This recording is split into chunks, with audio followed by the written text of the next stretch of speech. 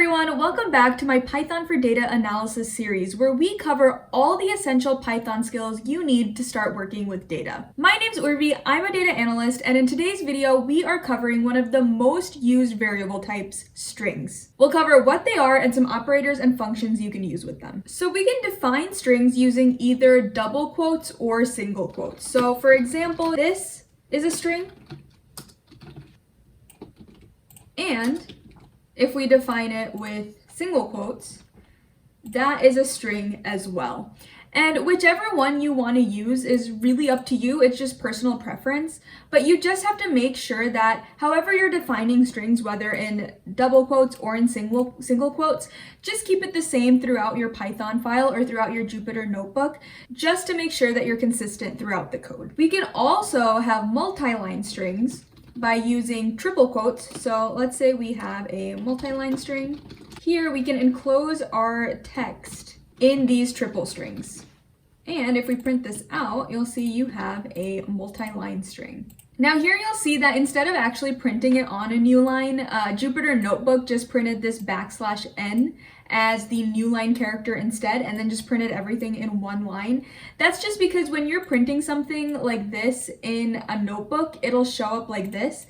If you want it to show up without the new line character, but like an actual new line, you do have to do print multi-line string. And now you'll see it actually prints with the new lines on an actual new line. So next, let's look at some string operators. If you remember in the last video, we covered the addition and multiplication operators, so that plus sign and the asterisk. We can also use these for strings, but they work a little bit differently. So first, let's define two strings here. String 1 will be equal to this video is about, and then string 2 will be equal to coding in Python. So let's try to do string 1 plus string 2.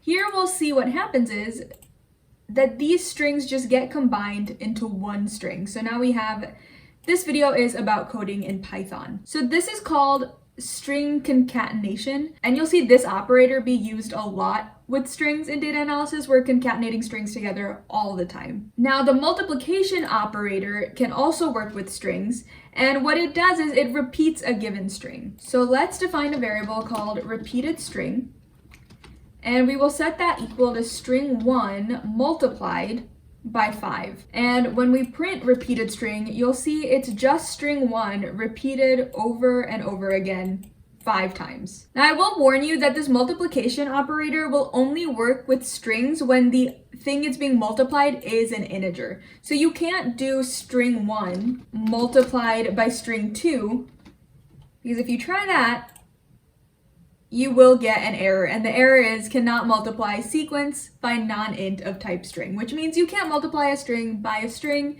You can only multiply a string by an integer. Some other basic operations for strings include the length function, which returns how long a string is. So if we do len of string 1, it'll return 19. And that is because string 1 is 19 characters long.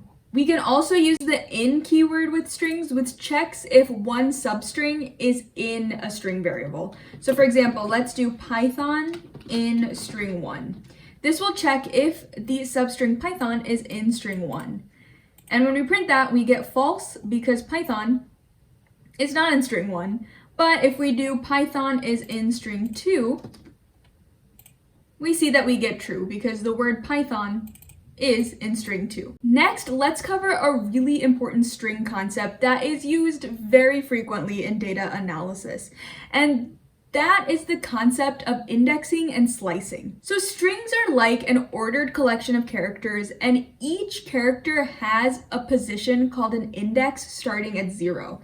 So if we look at string 1 over here, we can see that the letter T is at index 0, and then the letter H is at index 1, and so on. So indexing allows us to extract specific characters from the string, and slicing allows us to grab a range of characters from the string. And this is really helpful when you're cleaning text data or trying to manipulate text data. So let's look at a few examples. So let's go down here, and let's say we want to get the first letter in string 1.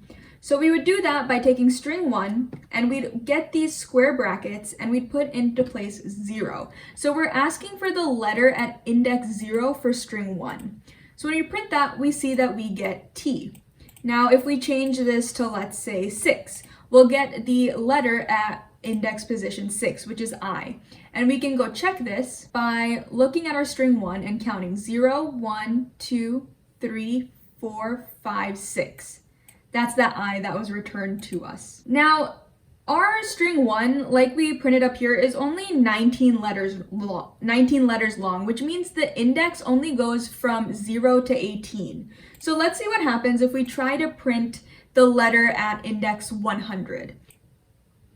As you can see, we get a string index out of range error, which means that in this code, Python is trying to look at what letter is at index position 100 in string 1, but it's not able to find it because the index for string 1 only goes to index 18. So if we look for anything beyond that, it's going to tell us that our index is out of bounds and that doesn't exist. Now, sometimes we don't always know how long our string is, but maybe we want to get the very last character in the string. Python actually lets us use a -1 to indicate that we want whatever is at the last index.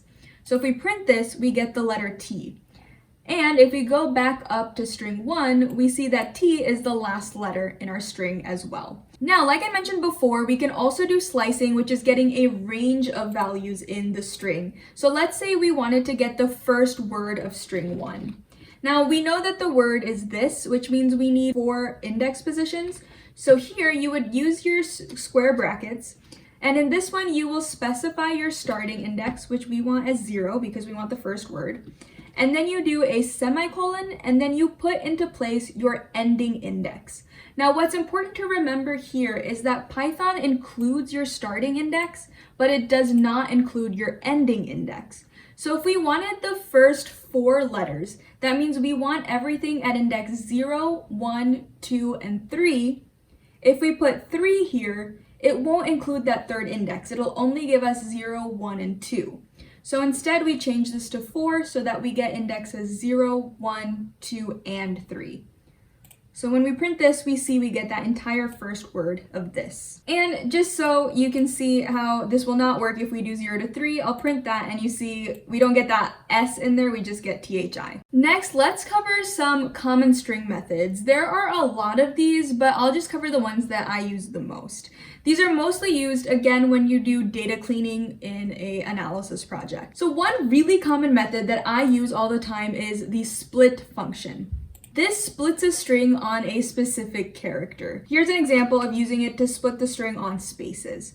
So let's take our string 2 and we'll do dot split, and we'll specify what we want it to split on. So we'll do a space. Now you can do anything. You can do like a comma, or you can do like an underscore or a dash. But when we print this, so you'll see the result of this is a list, and the elements of the list are each of the words that were split on the space. So if we go back up to string 2, it returns coding, in, and Python as separate list elements because it split it on the space. Now this is used a lot if you have like a data field that is like a comma separated value, or it's like a tab separated value, and you read it into a Python variable and you want to store each value in that like comma separated list as its own column. That's most of the time when you use the split function, and we'll probably cover that when we get to pandas, but just a sneak peek into how you would actually use the split function in practice. So the opposite of split is the join function, and what that does is it will take a list like this and it'll actually join it into a string. So if I call this variable join string and I specify how I want to join the words in this list together, I'll say I want to join them on a space, and I'll do dot join, and then I'll give it this string split list. When I print join string, you can see that it took this list and joined together each word in this list using a space and returned it as one single string. Another very common method that you use with strings is called strip, which removes leading and trailing spaces in a string. So let's say you have a string like this, Let's say it has a lot of spaces in the front and it has a lot of spaces at the end. Well, we'll print this string out so you'll see how that looks. And we'll also print out how it would look if we ran this method on it. You can see that this first string, when we just printed long string, it printed with all of those leading and ending spaces. But then when we ran this strip function with it, it removed those leading and those trailing spaces. And that's, again, used a lot to clean up data. A lot of times you'll get data with that leading and ending spaces, and this function is really useful to clean it up and standardize your data. Another method you can use is the replace function. And what that will do is you can specify a character that you want to find in the string. So let's say we want to find all the spaces in the string, and you can give it a character to replace all instances of that character in the string with. So let's say we want to replace all the spaces in string 1 with underscores. So when we run that, we see before we had this video is about with spaces, and now it's with underscores instead. There's also upper and lower functions, which will convert the string all into either uppercase or lowercase. So this one's upper, the video is all uppercase, and we can do the same thing, but make it all lowercase, as you can see here. Now to end the video, we'll go over some string formatting and escape characters. So first, you can format a string using what's called an F string, which allows you to reference variables directly in the string without having to use that concatenation or that plus operator. So to do that, you just type F, and then you'll type your either single quotes or double quotes. And we can type string contains, so that's our string. And then in these curly braces, we'll actually put a reference to one of our variables, so string 1. So when we run this, we'll see string contains this video is about. And this video is about is the string that's stored in string 1. So that's an easy way to format and print your strings. And the last thing I wanted to cover is escape characters. So these are characters that are used inside a string to represent things that can't be typed directly. So these are things like new lines, tabs, and quotes. And you can escape the characters using a backslash. So this is a string that contains a lot of escaped characters. So there's the new line character that's there so that this part of the string will actually print on a new line. And then this is where we actually want new line in the string to be surrounded by quotes. But if we just did a quote, you see that that kind of breaks because the quotes indicates where a string starts and stops. So we want to escape that so that it knows it's not indicating where the string starts and stops, but it's just a character that we want in the string. And then we can do that with tabs as well. So when we print this, we'll see that it prints with all of those characters that we escaped.